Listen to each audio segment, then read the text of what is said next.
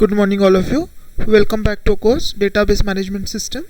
So in the previous video we discussed about the concurrent execution of transaction and what are the possible problems that may occur during its execution. Now in today's video we are going to discuss about concurrency control mechanism in database. So before this we discuss about transaction and we understand about the properties of a transaction. So we discuss about the four properties of a transaction, that is asset property I'm talking about, atomicity, consistency, isolation and durability. So while discussing that property I told you about the isolation property, and at that time I told you that concurrency control is a mechanism which ensures the isolation property of a transaction. Okay, so now here we are going to discuss about concurrency control mechanism, and here we understand how concurrency control mechanism helps us to maintain the isolation property. So first we discuss what do you mean by concurrency control. So before discussing the concurrency control mechanism, I will give a simple example of banking so that you will understand why do we require concurrency control mechanism while executing a transaction. So its very good example is of joint account.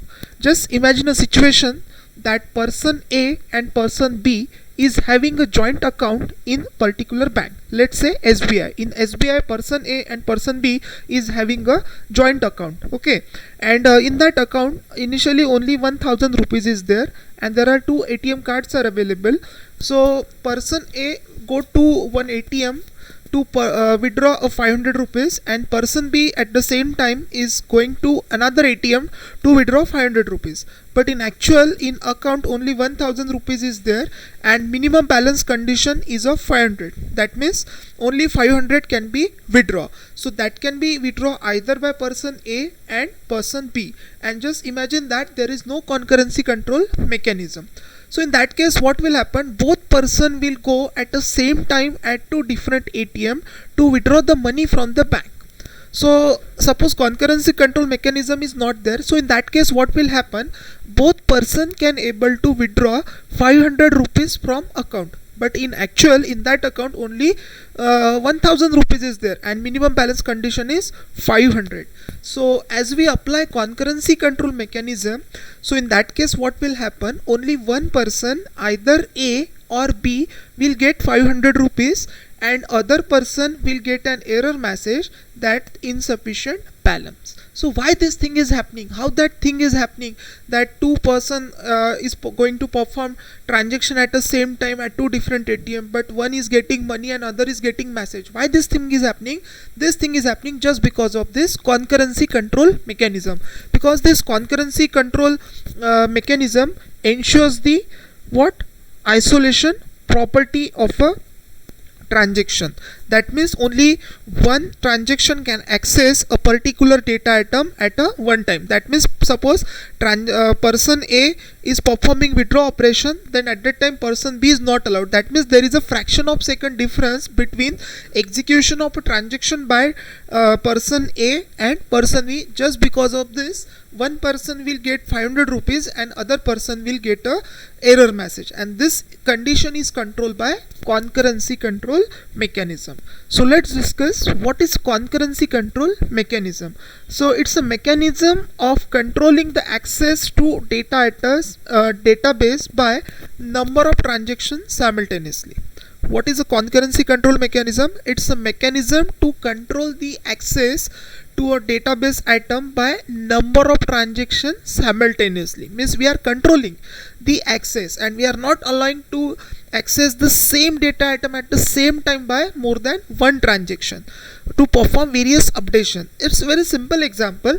Again you will take that, suppose you are going to particular mall and you want to use the changing room. So in that case is it allowed to that two person may go to one changing room? This is not allowed. Suppose only one changing room is there, one person will use that changing room, then that changing room can be used by another person. So this is what a concurrency control, where we have to control the access to that changing room, that no two person allowed to enter that changing room at the same time. First of all, one person is suppose going in that changing room, other has to wait for that person. So this is what a concurrency control mechanism, where we are controlling the access to a particular data item, and especially we are talking about modification. In the another way, maybe you are thinking that sir, we are not going to perform read operation. Yes, you are allowed to perform read operation, just like that. In case of a railway reservation, you can able to check the availability of a ticket.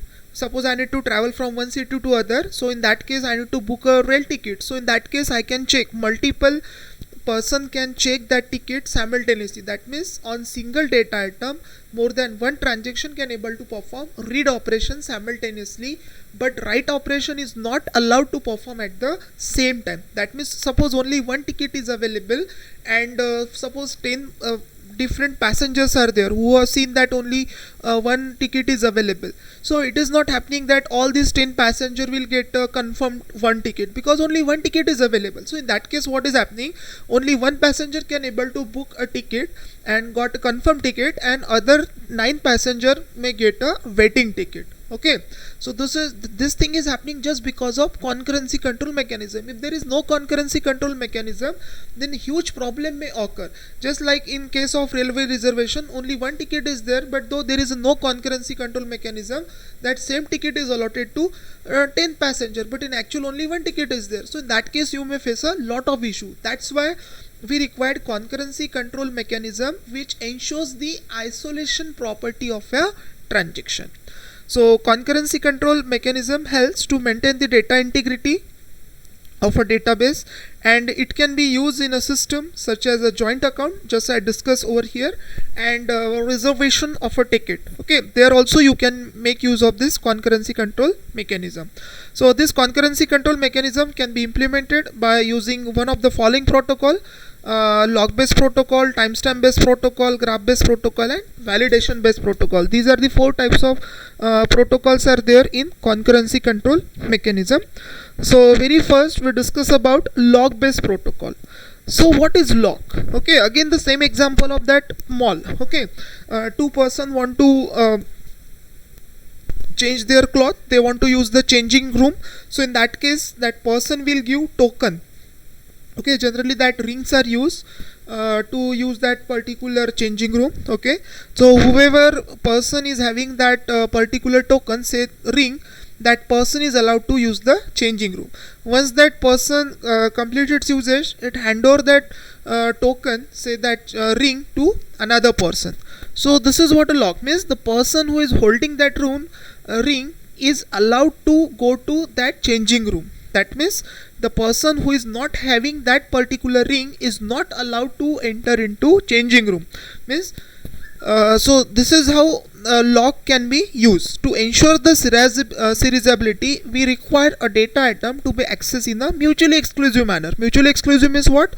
Only one transaction can access a particular data item at a one time. Okay, after that another transaction is allowed. Okay, so the concept of locking can be used to solve a concurrency problem. Simple thing is there, whoever transaction is going to hold the lock, that transaction is only allowed to perform the execution.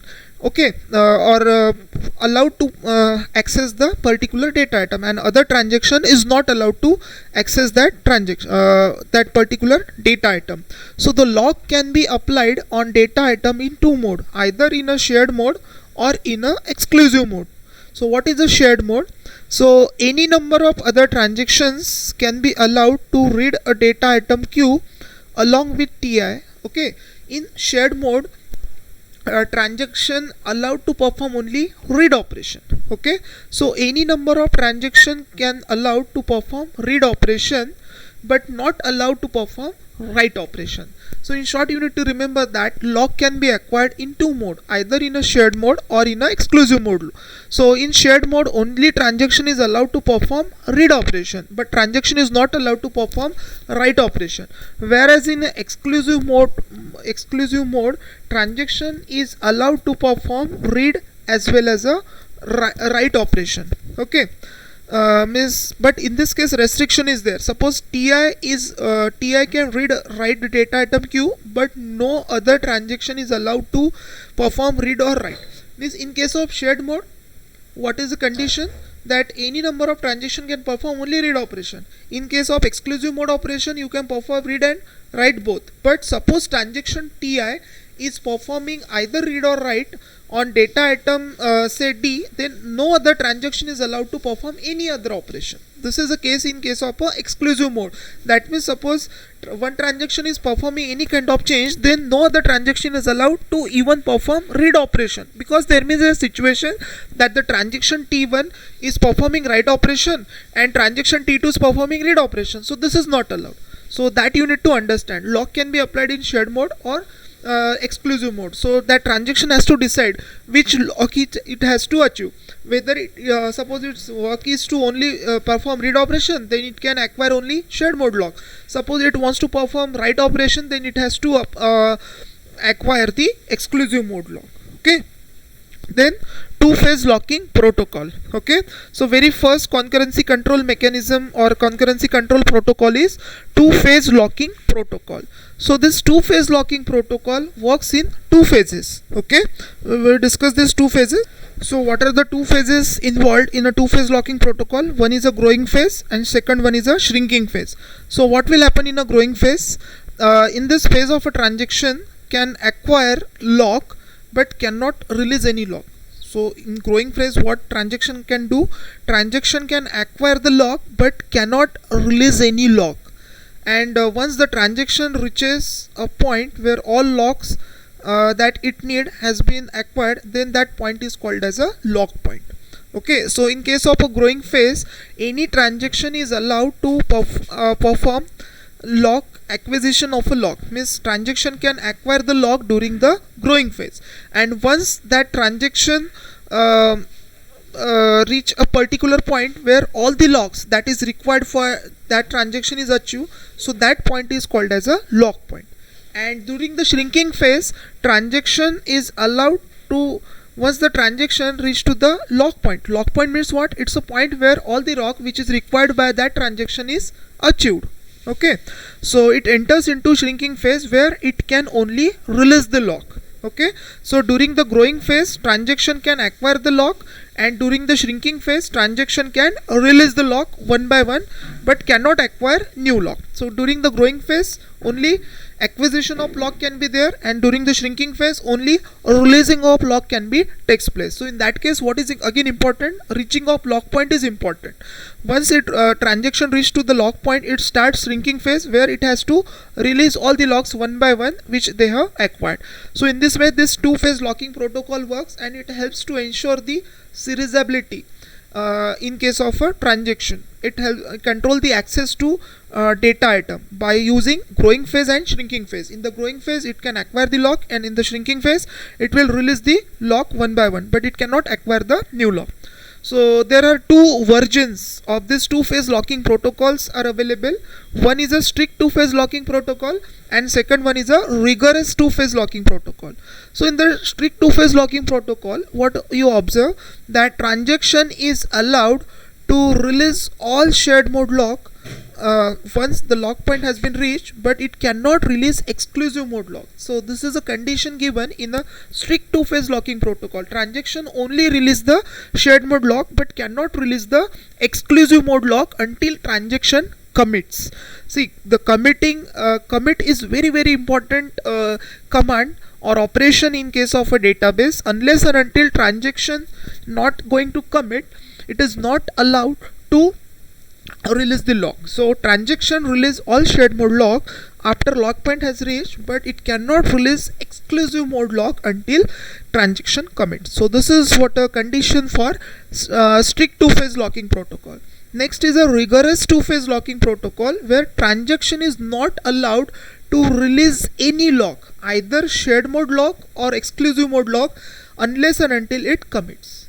This is the thing. In strict two-phase protocol, exclusive mode lock can be released only when it reaches to or it transaction commits. But in rigorous two-phase locking protocol, unless and until transaction commit, it is not allowed to release either shared mode lock or exclusive mode lock.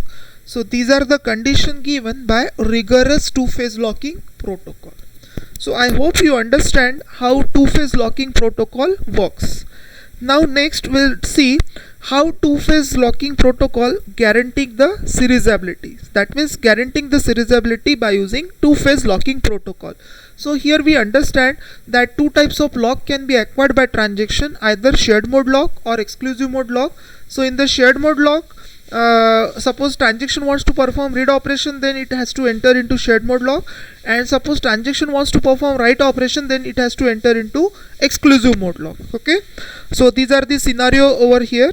So let's see how two-phase locking protocol helps to maintain the serializability.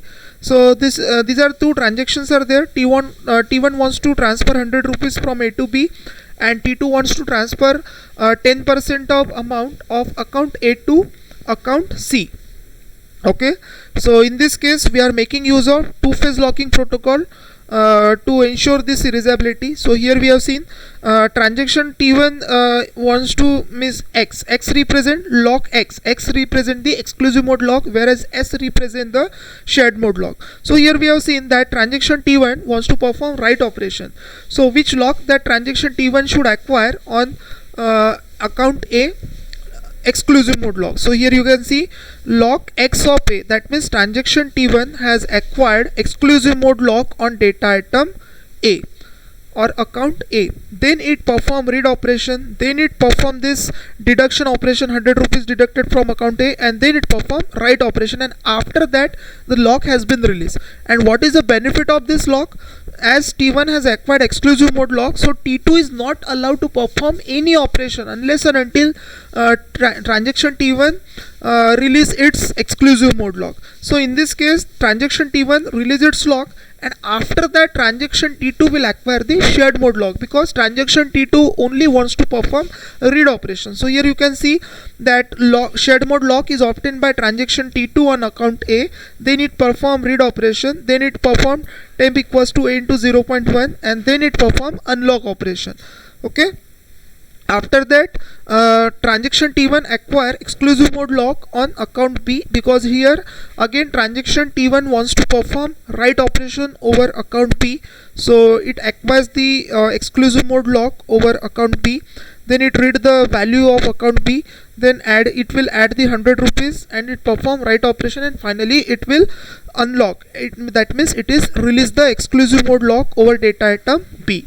Then transaction T2, what it will do, at the same time it acquires the exclusive mode lock over account C, perform read operation on account C, added this amount, perform write operation, and finally unlock. So in this way this two-phase locking protocol helps. So how it helps here: once transaction T1 acquire exclusive mode lock on account A, at the same time transaction T2 will not going to acquire the shared mode lock. Once the lock is released by T1, then transaction T2 can acquire, and this is the use of locking mechanism. Okay, this is the same thing that the person who is entering into that changing room has to acquire that particular ring, and after that another person can enter the room once that first person completed its use. So this is how two-phase locking protocol guaranteeing the serializability. Serializability means what? One after another, not at a same time. So this is what the use of a two-phase locking protocol. So I hope you understand how concurrency control mechanism works and what are the different types of protocols. So here we discuss one type of protocol, that is two-phase locking protocol. In the next video we are going to discuss about timestamp based protocol. Thank you.